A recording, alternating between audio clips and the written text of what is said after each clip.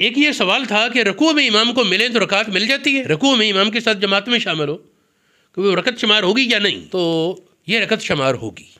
دلیل کیا ہے؟ حضور علیہ الصلوۃ والسلام نماز پڑھا رہے تھے، ابو بکرہ، یہ ابو بکر صدیق نہیں، یہ ابو بکرہ اور صحابی ہے۔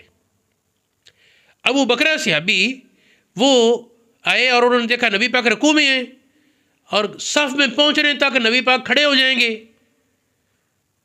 تو وہ صف میں پہنچنے سے پیچھے ہی رکوع میں چلے گئے، پھر رکوع کی حالت میں جھکے اسی طرح آگے چلتے ہوئے صف میں آ کر پہنچے۔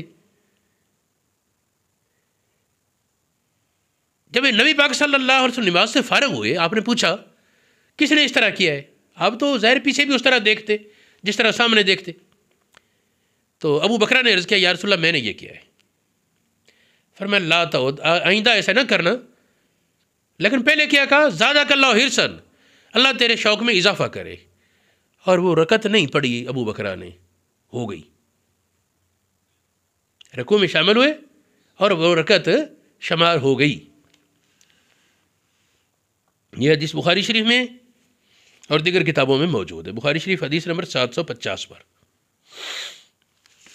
یہ صحابہ میں سے حضرت ابن عمر رضی اللہ تعالیٰ عنہما کا فتویٰ موجود ہے، کیونکہ کچھ لوگوں نے یہ کہا تھا وہ تو یہ خاصہ تھا، نبی پاک نے اس کو اجازت دی تھی، عام لوگوں کے لیے قانون نہیں۔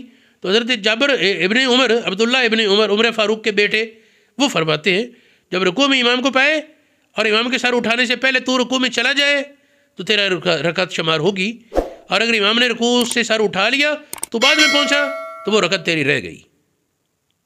رکوع میں شامل ہونے پر یہ حضرت عبداللہ ابن عمر رضی اللہ عنہما کا فتویٰ یہ ثابت ہے، واللہ اعلم بالصواب۔